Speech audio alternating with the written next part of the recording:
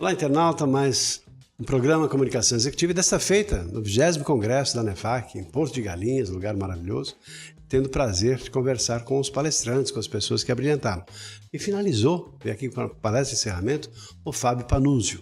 É uma pessoa certamente muito conhecida de vocês, de todos nós, pela sua atuação, pelos seus comentários, enfim, pela sua profissão como jornalista, fazendo a diferença no mundo. Eu penso que trazer o Fábio num encerramento como esse dá-se uma credibilidade, um peso ainda maior no congresso que finalizou-se agora há pouco, assim, com muito bom. Foi realmente assim, feito com muito carinho, com muito capricho, todo mundo satisfeito por ter sido as palestras e participaram desse congresso. Então, Fábio, da sua vez agora, prazer em tê-lo aqui em nosso programa.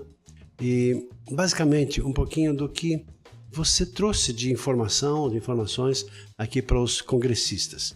São profissionais de contabilidade, finanças, gestores, são pessoas aí que atuam nesse segmento.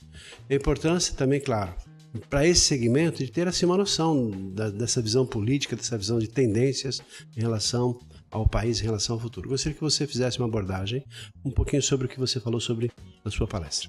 Bom, primeiramente, muito obrigado por essa oportunidade de falar para um público tão bem qualificado, que é sempre uma grande honra poder falar diante de plateias como essa.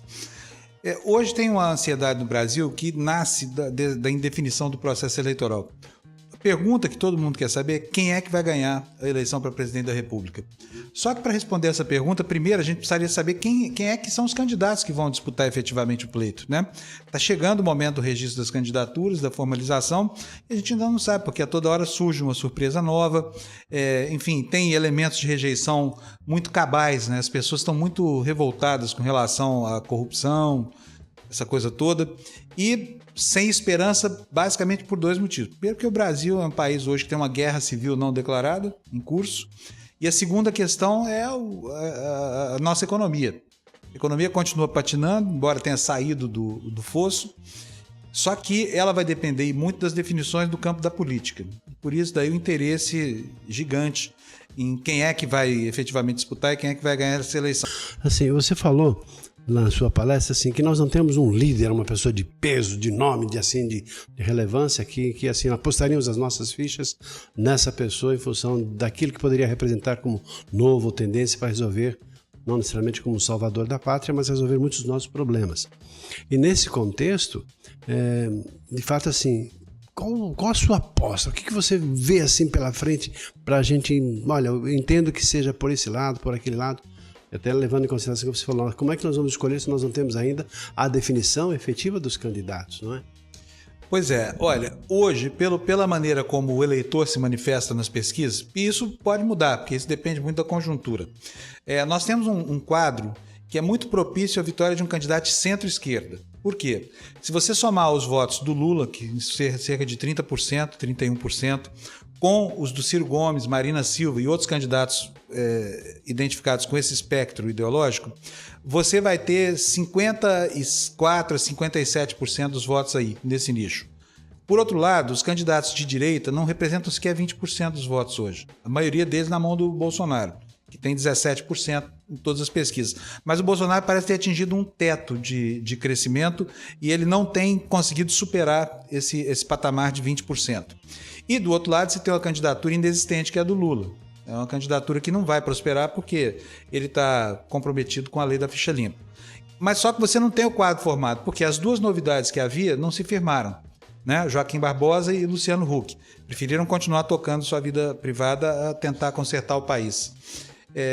E por outro lado, você tem uma fragmentação, principalmente no centro e na direita, muitos candidatos sem nenhuma expressão eleitoral, disputando uma vaga ali, acreditando que o tempo de televisão que os partidos oferecem e outras circunstâncias mais estruturais vão dar a eles a chance que parece que o eleitor não quer dar. Mas o quadro continua absolutamente obscuro. Não é possível saber hoje, nem com uma bola de cristal, quem é que vai ganhar essa eleição. Infelizmente, essa resposta nós vamos esperar alguns meses ainda. Esse é o contexto. E assim, a relação do que você entende do tema do Congresso de Inteligência Artificial, no seu entendimento, existe alguma interferência em função de internet, em função dos programas, em função dos meios de divulgação, de usar a inteligência artificial, ou seja, mais e mais a inteligência de computação para ter alguma interferência no processo eleitoral? Olha, eu acho que a internet vai ser um componente muito importante, não só na construção das imagens, mas principalmente na propaganda negativa, porque nós temos um fenômeno aí que está dissimulado nas mensagens e que cada dia é mais forte, que é a do fake news, né? Já interferiu muito na eleição americana, interferiu na eleição da França e agora, com certeza, vai interferir na eleição brasileira. Até porque os players desse jogo, os que estão mais bem posicionados, são justamente aqueles que têm as maiores milícias virtuais, né? Então eu acho que a internet vai ter o papel cada vez mais importante e principalmente porque nós estamos muito próximos agora, aqui, apesar da nossa realidade econômica diversa, da universalização dos meios, né? Então o eleitor que está mais qualificado para fazer a escolha do seu candidato, aquele que tem um nível socioeconômico um pouco melhor, ele vai basear suas escolhas muito em função daquilo que ele vive pela rede, sabe? E de modo que eu imagino, sim, a tecnologia vem cada vez mais para ser protagonista desse processo. Se de uma maneira positiva ou negativa, nós vamos ver no futuro.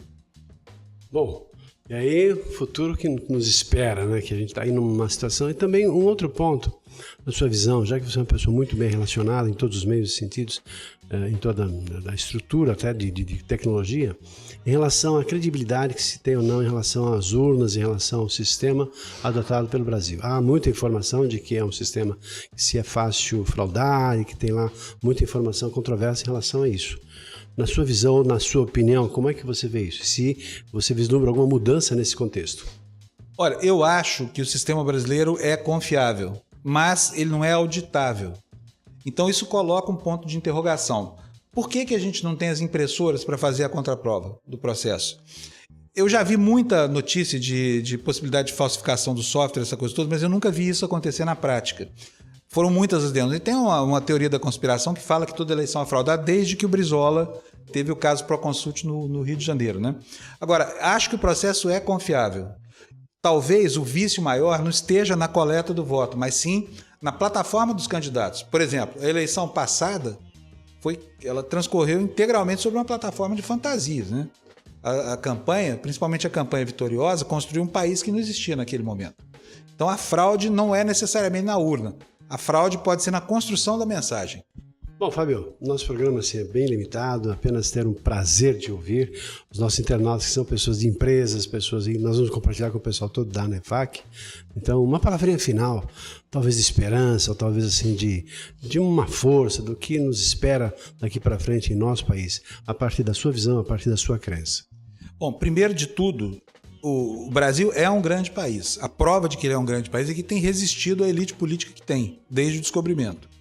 Então, um país que é resiliente ao ponto de resistir a tanta roubalheira, a tanta corrupção, a tanta farsa montada, a tantas ditaduras, né?